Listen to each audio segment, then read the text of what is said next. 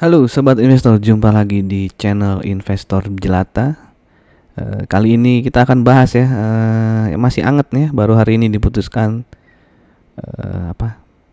jumlah dividen dari Hexa ya untuk laba di tahun 2022. Apakah masih layak beli sekarang? Nah, silakan ditonton sampai akhir ya, jangan di skip. Sekitar 2 bulan yang lalu saya juga sudah membuat video tentang Hexa ya, di mana memprediksi juga kira-kira berapa dividen Hexa, berapa rupiah. Di situ juga dibahas ya tentang bisnis Hexa bagaimana. Untuk video lengkapnya bisa teman-teman tonton ya, bisa cari di channel Investor Jelata atau nanti di sebelah pojok kanan atas saya taruh linknya.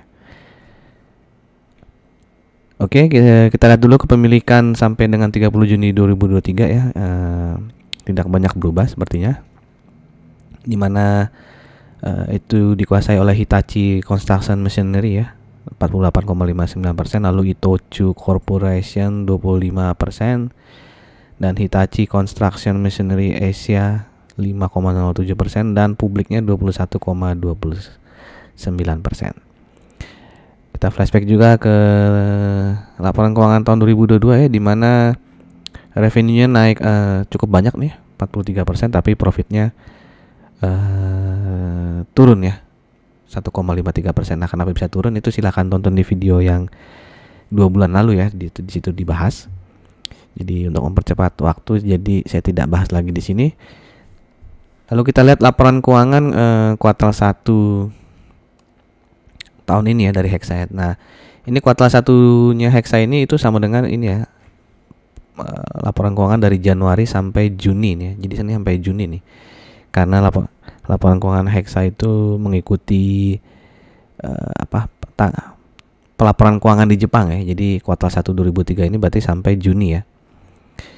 Dari April sampai Juni itu kuartal 1 di sini ya. Nah, bisa dilihat di sini revenue-nya naik ya 28,69%, dan juga profitnya naik nih ya 59% ya dibandingkan kuartal 1 2022. Oke, jadi sudah 2 kuartal ini masih naik terus ya performance-nya dibandingkan 1 tahun yang lalu.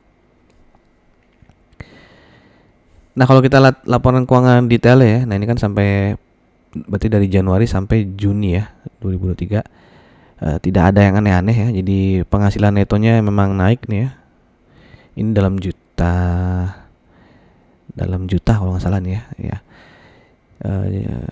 Lalu beban pokok penghasilan juga naik ya, beban penjualan juga naik, dan tidak ada ini ya, pendapatan lainnya masih wajar nih, bahkan turun ya dibandingkan tahun lalu. Penghasilan bunganya juga wajar ya, malah turun dibandingkan tahun lalu. Jadi memang murni karena kenaikan dari penghasilan netonya ya, sehingga laba tahun berjalan juga naik 56,6%. Cukup banyak nih ya, kenaikan dari profit Hexa ini ya. Nah, ini rasionya ya berdasarkan laporan keuangan sampai Juni tadi. Bisa dilihat sini PR-nya 6,55 ya. Termasuk sudah menengah lah ya, karena dia memang PR-nya itu di kisaran 5 sampai dengan 8 ya. Jadi udah di tengah-tengah. PBV-nya 1,95 ya. Termasuk yang tinggi nih, paling tinggi malah saat ini ya 1,95, karena sebelumnya paling tinggi hanya 1,77 nih. ROE-nya tinggi ya 29,76% ya. Dibandingkan 2 tahun terakhir masih rendah, tapi dibandingkan dari 2017 sampai 2020 ya, ini termasuk tinggi ya 29,76. Dan DR-nya 1,42 ya. Ya. Cukup tinggi juga nih DR-nya. Nah, kalau dilihat secara chartnya ya, ini sampai dengan hari Selasa nih penutupan ya, dimana bisa kelihatan sekalian nih ada gap ya, gap down cukup jauh ya, karena waktu itu dia bagi dividen di 6.875, dan itu sudah tertutup ya seminggu yang lalu nih ya, sudah tertutup di sini. Dan ini resistennya masih belum jebol ya sempat jebol, tapi dia akhirnya turun lagi gitu ya closingnya, jadi belum bisa bertahan di atas 6.875 nih. Dan di hari ini ketika pengumuman dividen ya, dia malah turun ya dengan volume yang cukup besar nih ya. Tidak tahu juga ya kenapa ketika pengumuman dividen malah turun dengan volume besar nih.